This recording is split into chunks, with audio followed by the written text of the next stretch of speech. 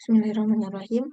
Assalamualaikum warahmatullahi wabarakatuh. Perkenalkan, nama saya Anissa Anggraini dengan NIM 132 11111333030 dari Fakultas Keperawatan, Prodi Keperawatan Universitas Airlangga. Di sini saya akan menjelaskan tentang sistem kardiovaskuler.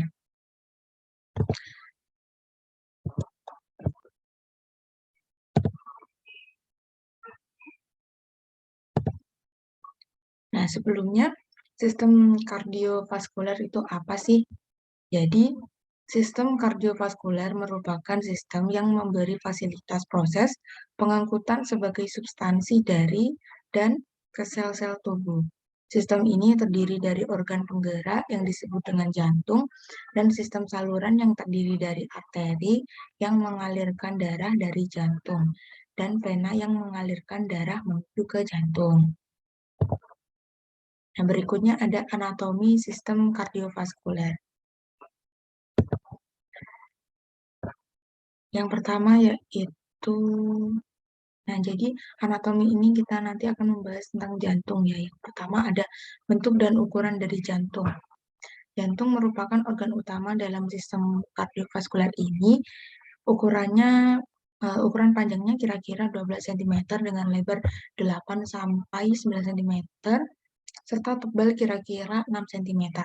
Nah, berat jantung sendiri sekitar 7 sampai 15 ons atau 200 sampai 425 gram dan sedikit lebih besar dari kepalan tangan orang dewasa.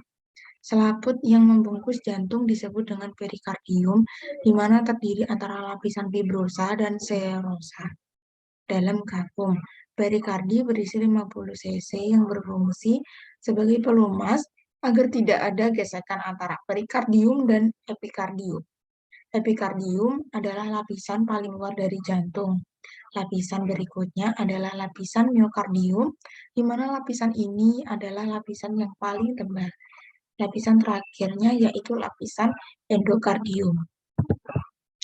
Yang selanjutnya ada ruang dalam jantung. Jantung terdiri dari 4 ruang, yakni atrium kanan dan kiri, serta ventrikel kanan dan kiri. Kedua atrium merupakan ruang dengan dinding ototipis karena rendahnya tekanan dari atrium. Namun, pada ventrikel terjadi sebaliknya, terutama pada ventrikel kiri yang lapisannya 3 kali lebih tebal dari ventrikel kanan. Kedua atrium dipisahkan oleh sekat antara atrium, yaitu septum interatrium, sementara kedua ventrikel dipisahkan oleh sekat antar ventrikel, yaitu septum interventricularum.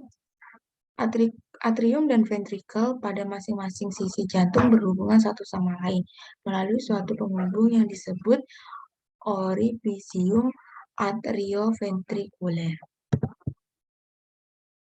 Nah, selanjutnya ada katup jantung. Yang pertama ada katup trikuspid, yaitu ini. Berarti ada 3 katup. Berada di antara atrium kanan dan ventrikel kanan. Bila katup ini terbuka, maka darah akan mengalir dari atrium kanan menuju ke ventrikel kanan. Katup trikuspid berfungsi mencegah kembalinya aliran darah menuju atrium kanan dengan cara menutup pada saat kontraksi ventrikel. Nah, yang selanjutnya ada katup pulmonal.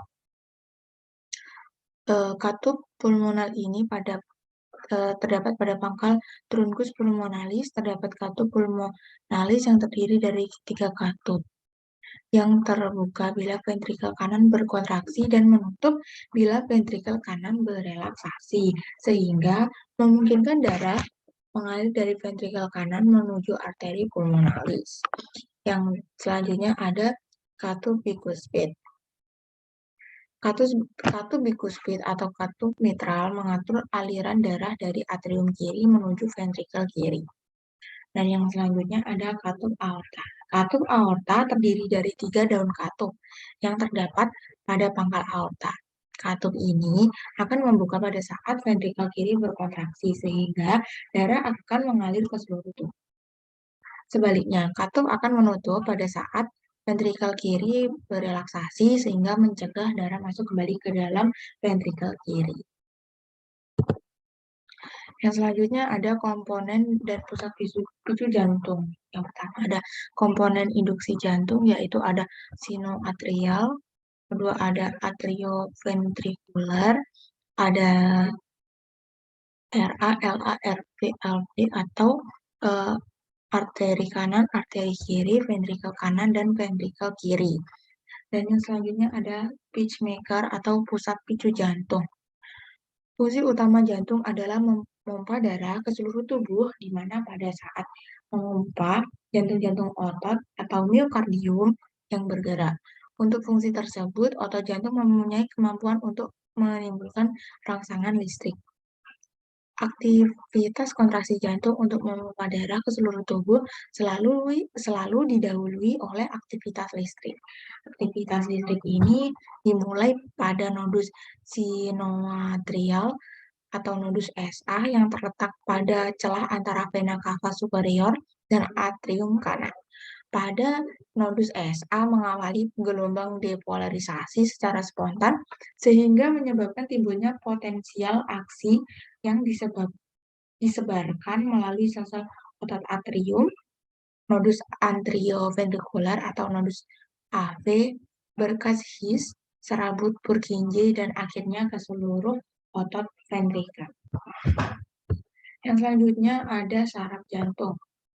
Persarafan atau intrinsik jantung dilakukan oleh sistem saraf otonom yang terdiri atas sistem simpatis dan sistem parasimpatis. Persyarafan intrinsik ini penting dalam mengatur kerjasama antara aktivitas jantung dengan aktivitas tubuh kita sebagai suatu keseluruhan atau suatu rangsangan simpatis akan dipercepat serta memperkuat denyut jantung. Sedangkan rangsangan parasimpatis akan mengurangi kecepatan denyut jantung.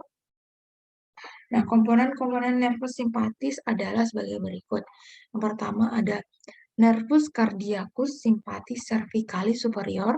Yang kedua ada nervus cardiacus sympathisus cervicalis medius.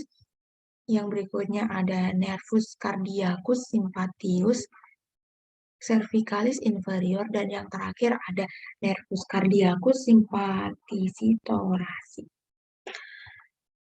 Berikutnya ada komponen-komponen parasimpatis atau vagal adalah sebagai berikut, yaitu ada nervus cardiacus vagalis cervicalis superior, nervus cardiacus vagalis cervicalis inferior, dan yang terakhir ada nervus cardiacus vagalis cervicalis thoracica. Yang selanjutnya ada peredaran darah. Dibagi menjadi dua, yaitu sirkulasi sistemik atau umum dan sirkulasi pulmonal atau sirkulasi paru. Sirkulasi sistemik sendiri yaitu sirkulasi darah yang mengalir dari jantung kiri ke seluruh tubuh dan kembali lagi ke jantung kanan. Yang selanjutnya ada sirkulasi pulmonal atau sirkulasi paru, di mana sirkulasi darah yang mengalir dari jantung kanan ke paru-paru kembali lagi ke jantung kiri. Yang berikutnya ada fisiologi dari sistem kardiovaskuler, yaitu ada hemodinamika jantung, ada elektrofisiologi jantung, mekanisme jantung sebagai pompa dan tekanan darah, dan sistem regulasi. Yang pertama ada hemodinamika jantung. Hemodinamika adalah ilmu yang mempelajari aliran darah yang berfokus pada bagaimana jantung mendistribusikan atau memompa darah ke seluruh tubuh. Dalam mengatur tekanan darah, sistem hemodinamik diperankan oleh adanya perubahan tekanan osmotik dan tekanan hidrostatik baik intravaskuler maupun ekstravaskuler. Nah, peran utamanya sendiri oleh kadar natrium yang secara langsung dipengaruhi oleh nilai osmotik cairan, sehingga mempengaruhi proses sekresi aldosteron dan hormon antidiuretik. Selanjutnya, kedua hormon ini akan mempengaruhi volume darah dan tekanan darah. Yang kedua ada elektrofisiologi jantung.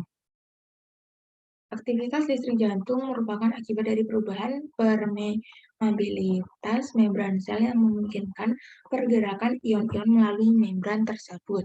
Dengan masuknya ion-ion, maka muatan listrik sepanjang membran ini mengalami perubahan yang relatif. Terdapat 3 macam ion yang mempunyai fungsi penting dalam elektrofisiologi sel, yaitu kalium, natrium, dan kalsium. Kalium lebih banyak terdapat di dalam sel, sedangkan kalsium dan natrium lebih banyak terdapat di luar sel. Dalam keadaan istirahat, sel-sel otot jantung mempunyai muatan positif di bagian luar sel dan muatan negatif di bagian dalam sel. Ini dapat dibuktikan dengan galvanometer. Perbedaan muatan bagian luar dan bagian dalam sel disebut resting membran potensial. Apabila sel dirangsang, maka akan terjadi perubahan muatan dalam sel menjadi positif, sedangkan di luar sel menjadi negatif.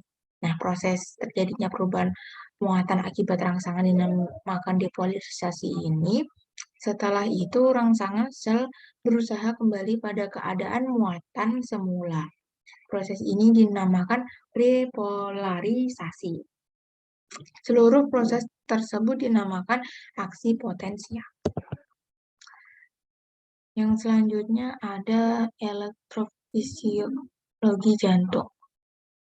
Aksi potensial terjadi disebabkan oleh rangsangan listrik kimia, mekanik, dan termis. Aksi potensial dibagi dalam 5 fase, yakni fase istirahat, yakni bagian luar sel jantung bermuatan positif dan bagian dalam bermuatan negatif atau polarisasi. Membran sel lebih permeabel terhadap kalium daripada natrium sehingga sebagian kecil kalium merembes keluar sel. Dengan hilangnya kalium, maka bagian dalam sel menjadi relatif negatif.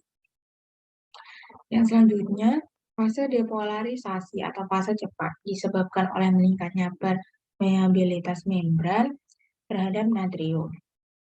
Lalu ada fase polarisasi parsial. Setelah terjadi depolarisasi, terdapat sedikit perubahan akibat masuknya kalsium ke dalam sel, sehingga muatan positif di dalam sel menjadi berkurang.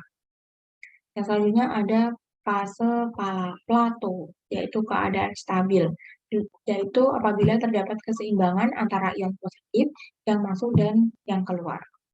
Dan yang terakhir ada fase repolarisasi atau fase cepat. Pada fase ini, muatan kalsium dan natrium secara berangsur-angsur tidak mengalir lagi dan permeabilitas terhadap kalium sangat meningkat, sehingga kalium keluar dari sel dengan cepat. Dan berikutnya ada mekanisme jantung sebagai pompa. Yang A, fungsi atrium sebagai pompa.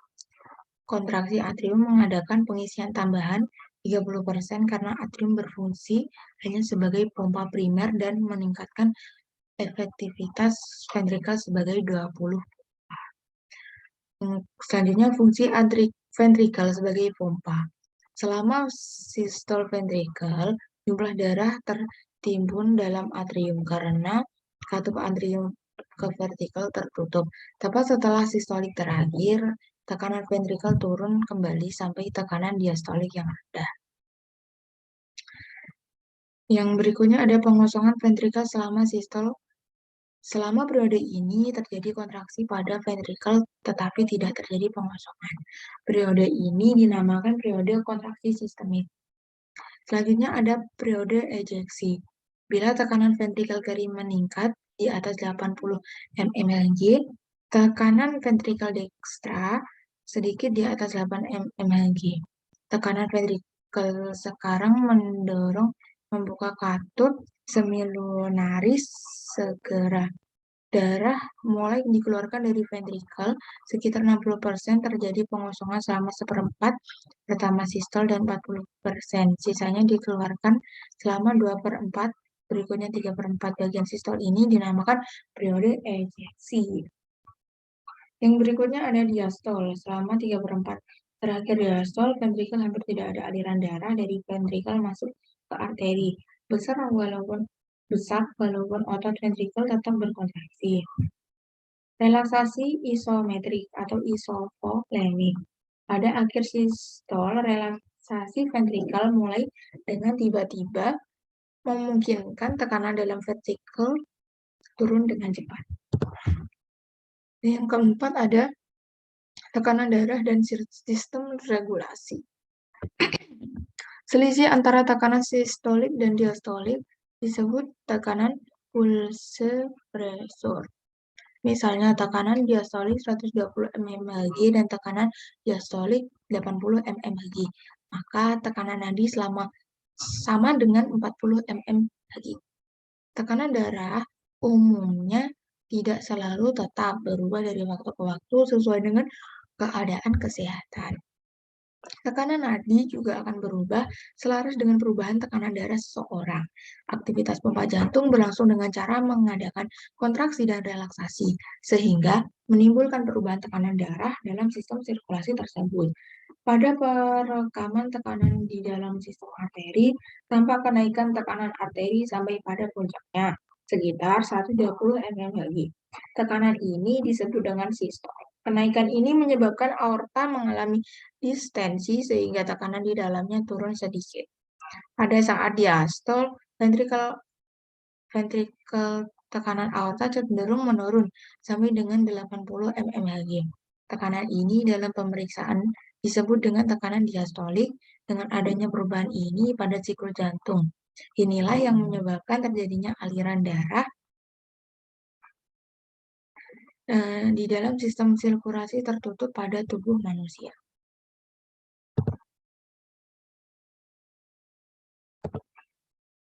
Berikut ini ada daftar pustaka yang saya gunakan. Dan sekian yang dapat saya sampaikan. Kurang lebihnya saya minta maaf. Wassalamualaikum warahmatullahi wabarakatuh.